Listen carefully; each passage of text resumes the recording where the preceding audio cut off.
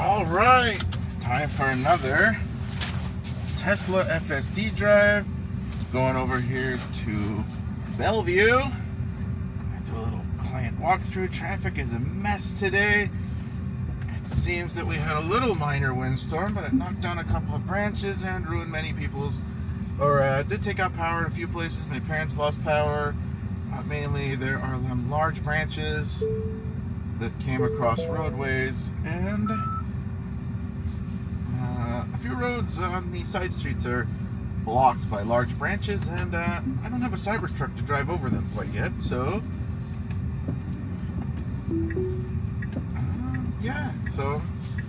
given a couple hours, the city should clear those all up, but some of the routes to the freeways and stuff are still blocked.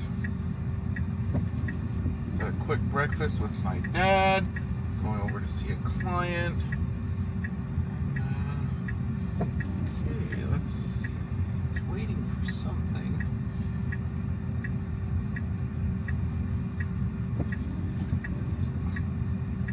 I was just waiting for the pedestrians to clear. Alright, perfect. So we're running 12.5.6.4. This is the newest iteration of FSD that is wide on hardware 4. We're running hardware 4 on a 2024 Model Y long range all-wheel drive. Bone stock. I have not modified in any way besides factory accessories. The only factory accessory on top of this car is the accessory rack or ski rack or ladder rack, whatever you want to call it, the little T connections. I only use it to transport a small ladder. I will say it does whistle sometimes, but it doesn't have too bad of an aerodynamic. Alright, so I'm going to hit the gas a little bit as it is not picking up the speed cue to speed up. And here you have it. I should be able to see Seattle clearly from here, but we cannot. It is both drizzly, a little foggy and misty.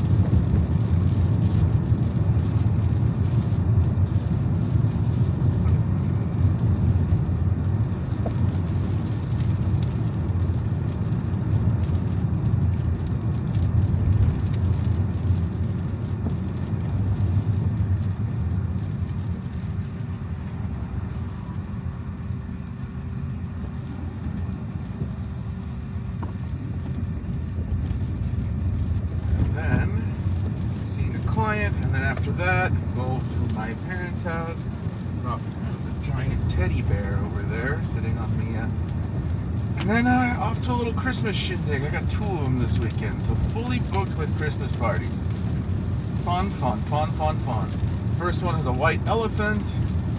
Bring some novelty candles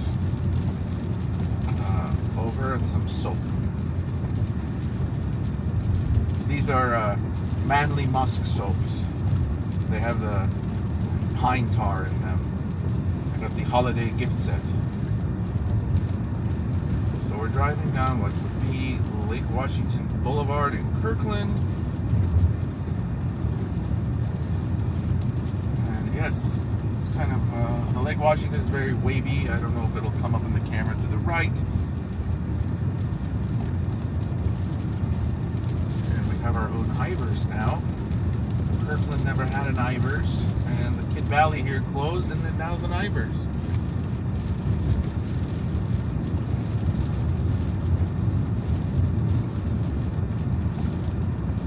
And to my right here, this is Carolina Point. I always mess up how to pronounce I called it Carolina Point, but it's actually Caroline Point. Oh God, I'm going to butcher that name. Someone help me. Caroline Point. This is some of the most expensive office real estate in the state. If not the most expensive office real estate. I think the Bluetooth has an office here, or the organization that organizes Bluetooth, and a few other big name vendors. Across the street there next to the Kid Valley here's the Bluetooth. It's Bluetooth Special Interest Group. Fun fact. All your Bluetooth devices, everything that we use that we enjoy Bluetooth is right here to the right of me in Kirkland, Washington. And fun fact, we're going to pass by to the left is PACCAR headquarters, or Kenworth division of PACCAR. So PACCAR, if you know, builds is a big local company, big manufacturer. They locally manufacture Kenworth big rigs down in Renton, Washington, and then they have factories in like Chillicothe, Ohio, Denton, Texas. But yeah, Kenworth truck is right up the street here. There's a big R&D facility, or their design and everything is right here to my left. And then their headquarters is in downtown Bellevue. We shall see what FSD does to this company. So it's doing well right now. It's a famous truck manufacturer, but when I was at the electronics or the electrification show in Canada, I believe there was a Peterbilt there. They have the Edison truck, but there's not much impressiveness in terms of autonomy push from the legacy truck makers, or even electrification. It's just kind of not on their radar. They kind of use they're vendor driven at this point. So to make electrification work, or to be a founder, and this is in terms of supply chain management, usually someone has to develop this first before they pawn it off to their parts builders, or make an independent supply chain for an item. So that's where Tesla has the advantage. This is like Apple. Tesla builds the car and the software and everything that goes in it, and they buy not many sub-assemblies from other companies. Obviously they do. There's no reason to build like a window motor. You just buy that from a window motor supplier. But what that does is it makes you reliant on suppliers. So FSD develops their own FSD software, hardware. And in terms of other legacy supplier, so when you see a lot of people working on this lane keeping assistance or things like that, it's not really made by them. It's made by Borg Warner. There's a few other entities that work on these, or Bendix has their own lane, assistance features. That's Bendix brakes. But you can't really get these all together unless you own the darn thing. And your suppliers also don't have like an incentive. Tesla wants to move to 48 volts, and the reason Legacy Auto doesn't want to do it is because all their supply chain is in 12 volts, and there's no real, because this guy's like, okay, if one guy does it, then you lose the volume to do other things, so you're just stuck on this 12 volt system. And it takes someone like Tesla or Elon to go, okay, we have to start moving to 48 volts, and here's why. Lots less wiring, or a lot less wiring. Basically, you can wire the whole car in PoE. Basically, you're like Ethernet wire. If you push this to 48 or 96 volts, there is no reason to keep 12 volts, because the wires just have to be so darn thick. If you've seen people with high performance radios in their car, or subwoofers, they're using wiring that would be supplying in a regular house a 200 amp electrical panel. You could charge 3 Teslas on 48 amps with the size of wires on a 240 connection. If it was on like 120 AC, but we're just on 12 volts. The second you move to 48, you're more than halving the amount of wiring. I think it's time so you could, like a few hundred, even a more power 1,000 watt stereo at 48 volts. You think you need 10 gauge or I am no expert. I need to look up the tables that drive this, but 48 volts is way more appealing, especially when you're moving short. In a car, 48 volts is a far better standard. That's why some power tool manufacturers, so Milwaukee has their MX Fuel line, DeWalt has the Flex system. These are higher voltage battery packs for higher output tools, and tools that now need to go longer distance. So typically your drill battery is 18 volts.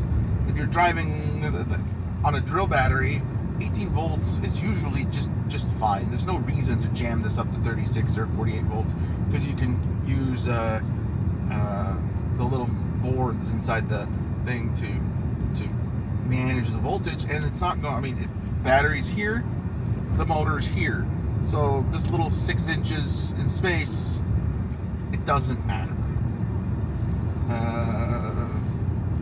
When you're going to lawnmowers or things like that, you need to up the voltage because now you got to wire the appliance, and there are certain other advantages to higher voltages. So yeah, we need to go to 48 volts. Cybertruck's the first one.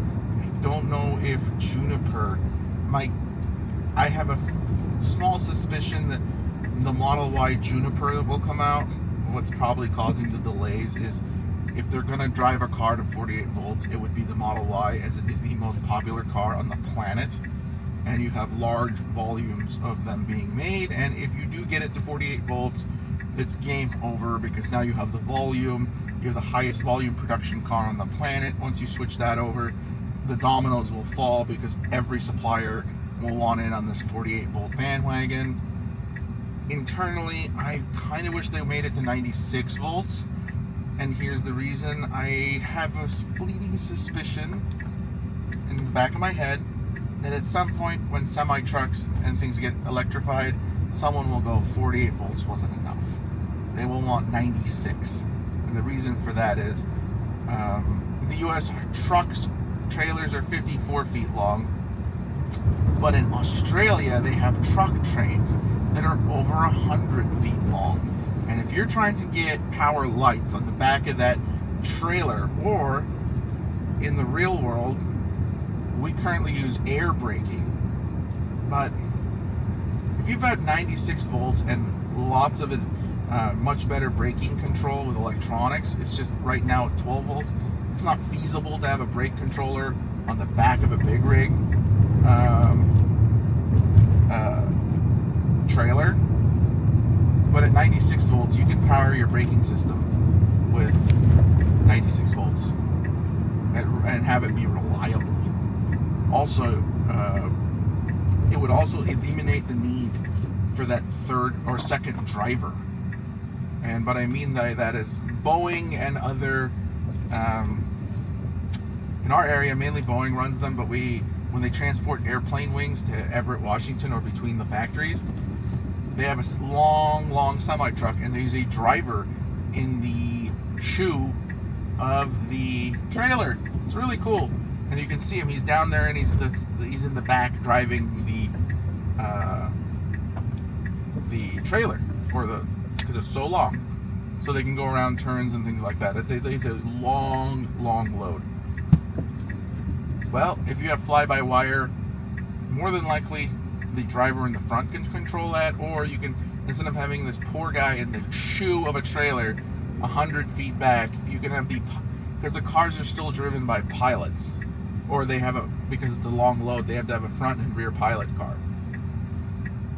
So my supposition is you can put that pilot driver somewhere safe, like the pilot car, or put that driver in the cab of the truck, or the AI or some sort of software assistant with some cameras can do that job.